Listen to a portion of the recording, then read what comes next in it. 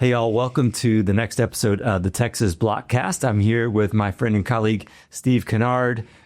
He's the president of the AI Innovation Association. We're here to talk about updating the updates from the Texas legislative session around AI, digital assets bills, talk a little bit about what's going on in D.C. with the Market Structure Act, Clarity Act, with Genius Act, and then an event we have on July 8th. That's right. So we've been collaborating on an event July 8th in Washington, D.C. at the National Press Club, the U.S. Strategy and AI and Crypto event, which is, I think, going to be a really exciting opportunity to come together at such a pivotal time in the evolution of both of those key technologies. But as you mentioned, Lee, kind of before we get to that, it's really very relevant to talk about what happened here in Texas, kind of setting the tone, and will inform, I think, some of the discussions at that event in Washington, D.C. Do you want to talk about the Bitcoin side of things first? Sure thing. Yeah, so we had a great session. Obviously, Senate Bill 21 passed and will be signed by the governor. That is the Texas Strategic Bitcoin Reserve Bill. There is actually an appropriation of $10 million to buy Bitcoin.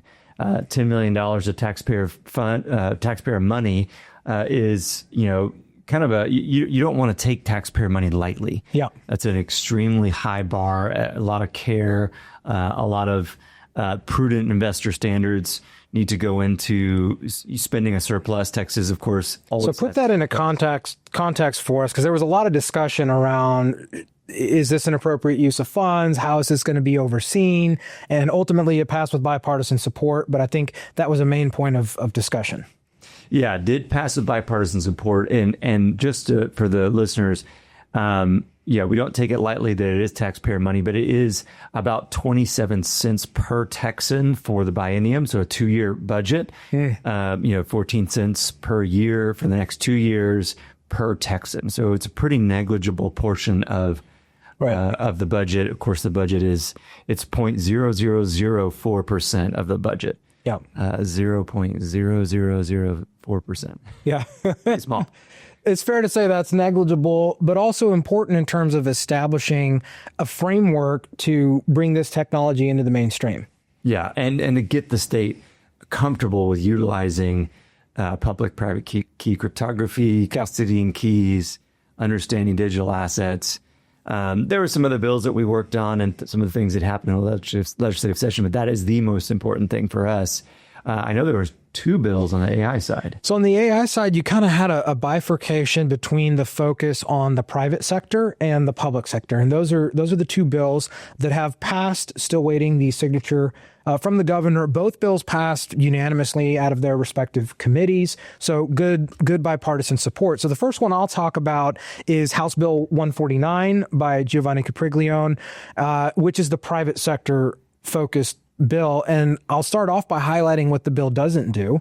And what it doesn't do is what we've seen in places like California and New York, which is create a permitting regime that basically forces AI developers and companies investing in frontier models to get permission from the government, and has even gone so far as to set thresholds over which you cannot go and really hamstring the local U.S. AI industry. Now, that bill in California got a lot of headlines. It ended up being vetoed, so it thankfully has not passed. That's something we at AI Innovation Association are very much opposed to. So HB 149 doesn't do that. So what does it do? I think one of the main areas of focus that I would highlight that makes a lot of sense in terms of sensible government guardrails. We don't want overregulation, but we do want to recognize potential risks. And a big area in that effort is biometric data, and particularly the collection of your data, whether it be your eyes, your fingerprints, your voice, without your informed consent, and then training models on that private data. Now, Texas has been a leader in protecting privacy as far as data goes for years now. AI is kind of the next frontier in that same discussion. So this bill amends the code to just include those same rights that we have to informed consent within AI. I think that makes a lot of sense. I think most people recognize that they don't want their biometric data being taken and going into a model. The other piece I think that makes a lot of sense is requiring transparency, and particularly in healthcare. I think the potential for a positive impact from AI in healthcare is tremendous. And so we support that. At the same time, back to that concept of informed consent, you have a right to know if a model is playing a role in assessing your x-ray or looking at different medical tests. Maybe it's not a bad thing. You have a right to know. There should be transparency there. You should have a way to address or oppose that if you do.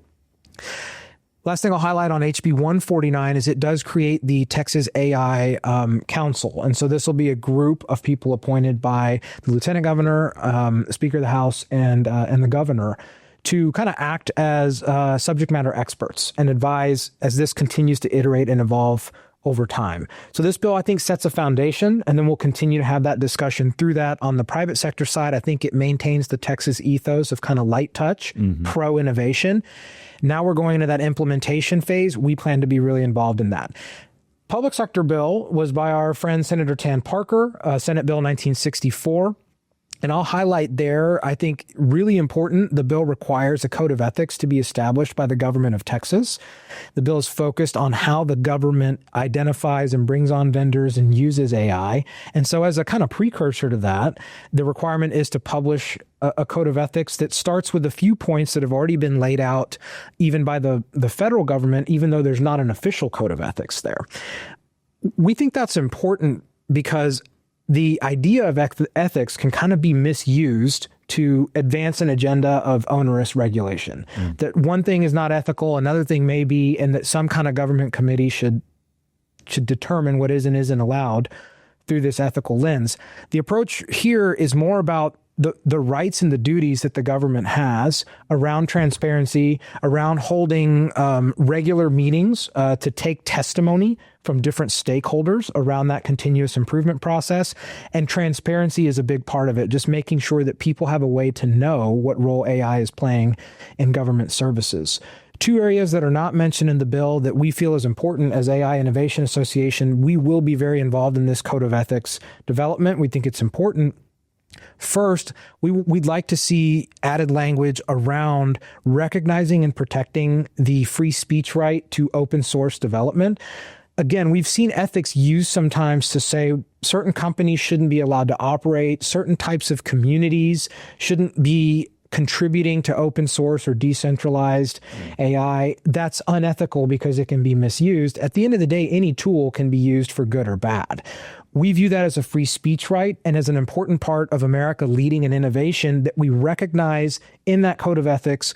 This is not an attack on open source AI development. The second piece we would highlight is this kind of ethical discussion has often led to a push towards a centralized kind of arbiter of ethics that is supranational.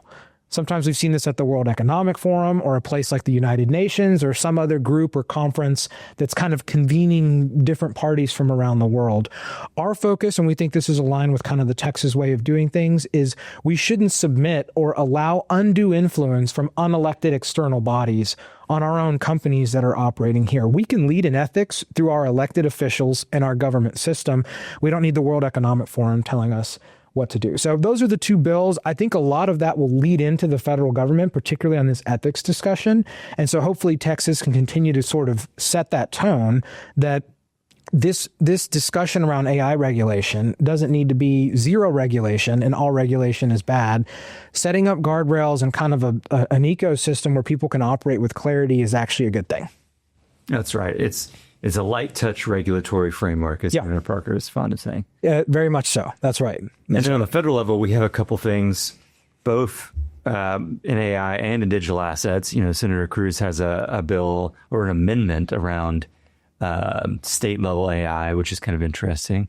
We've been following. I'm sure you have too. Yep. And then we've got the market structure, the Clarity Act. Congressman Steele and Congressman French Hill have really been pushing that from the House side. It passed a couple days ago, so that's great. And then the Genius Act in the Senate and the Stable Act in the House on stable coins is moving right along as well. And we just saw that it passed in the Senate with a key procedural hurdle, moved through cloture with a vote, I believe, of 68 senators. I know it was over the 60 threshold that they needed. I think it was 68, if I remember correctly. That's good. That's good. So moving along in both of those categories. It has been interesting to see this debate at the federal level in the so-called big, beautiful bill to preempt or prevent states from passing any kind of regulation on AI. And what I would say is, I think the spirit of why that's being done is actually good. I think a lot of that is aimed towards that sort of California agenda that I mentioned before. We've seen it replicated in New York and other places of really stifling kind of centralized permitting regimes. Don't disagree with the concept, but I am a believer in our system of federalism. At the end of the day, in addition to we're the United States, not just a single government, states do have, I think, a duty really to make clear, particularly around this question of ethics and how the government brings vendors on within the AI space, to put something before the public. If you don't, you kind of leave that to whatever bureaucrats that are going to operate, without clarity. So I view it as kind of a bump in the road, and hopefully people can align around a lot of what the states are doing can actually be a positive. We would also invite more clarity, and I think clarity is forthcoming from the federal government on these matters. So they're not exclusive. But we would expect ultimately that there won't be a ban on AI regulation at the state level, and Texas can continue to lead in that area. Well, there's a lot of unanswered questions. It's a very timely period in our history to be thinking about AI and digital assets. 20 years from now, we'll be pretty far down the road and kind of tinkering, right? Rather than like wholesale sweeping changes. We were just talking earlier, you feel like every couple of months, whatever you knew before is like completely outdated and irrelevant. And what seemed impossible is already here and is 80% cheaper than it was. So that's a good thing, but it's also a little bit scary. But, I'm a believer and it's, our brightest days are ahead of us, and it's really something that we should always embrace as innovation and technological development. I do want to ask you, Lee, we've got our event July 8th in DC. Can you give one kind of area, one topic you're really looking forward to in terms of the discussion there and what we can maybe bring that hasn't been talked about as much and why people should join us at that event? Yeah.